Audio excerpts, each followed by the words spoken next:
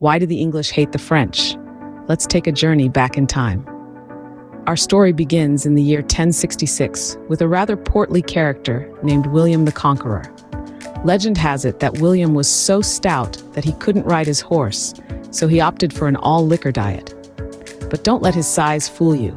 Armed with debatable claims to the English throne and a force of over 15,000 infantry, cavalry, and archers, this Duke of Normandy trounced the Anglo-Saxons at the Battle of Hastings, winning the throne and creating a lasting line of nobility and rulers. Thus began the bitter rivalry between the soon-to-be English Isle and the continental French. In the early years, the Norman kingdom was a bit of a cultural hodgepodge.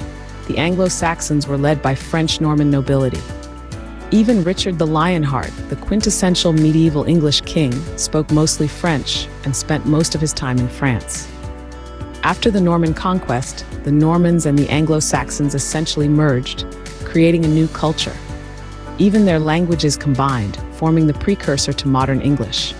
This could explain why the English call zucchinis courgettes and eggplants aubergines. But despite their Frenchy origins, the new Norman kingdom was distinct from the Kingdom of France, and relations between the two were strained.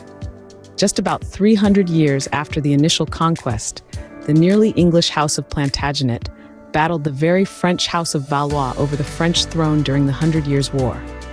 This was the war when Joan of Arc, a mere teenager, led her people to victory and gave voice to how the French felt about the English. Of the love or hatred God has for the English, I know nothing, but I do know that they will all be thrown out of France, except those who die there. The struggle didn't go well for England, which lost Normandy and became the island nation we now know. From these historical events, a bitter rivalry between England and France was born. Fast forward to the present day, the rivalry has evolved into stereotypes and perceptions.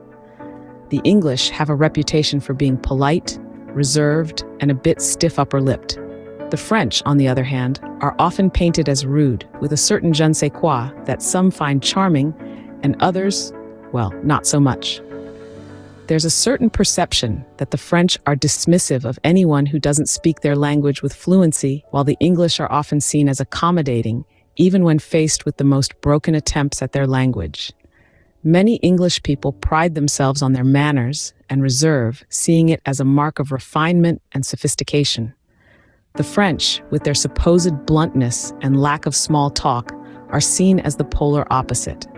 A few years ago, The Telegraph put together a cheeky list of 30 reasons why the English hate the French. It included gems like the French bathing less than the English, not changing their underwear daily, and wearing silly flat hats. It was a tongue-in-cheek exploration of the stereotypes and perceptions that have built up over centuries of rivalry. There's also the perception that the French are always fighting. From William the Conqueror to the 100 Years' War, history is littered with Franco-English battles.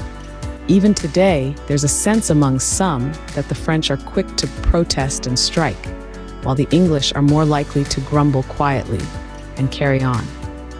But these are all stereotypes, broad brushstrokes that don't accurately represent the people of either nation. The reality is that there is a wide variety of attitudes, behaviors, and beliefs within both England and France. It's important to remember that stereotypes are often based on outdated or exaggerated ideas and don't reflect the rich diversity of any group of people. So it seems the modern rivalry thrives on stereotypes and perceptions, but let's dig a bit deeper. But is it all about hate? Or is there more to this story? The truth is, this centuries-old rivalry isn't as black and white as it may first appear. It's not uncommon to find English individuals who have a profound admiration for the French culture, so much so that they choose to leave their homeland and establish roots in cities like Paris or Lyon. There's a certain allure to the French way of life that has captivated many, from the art and architecture to the cuisine and fashion.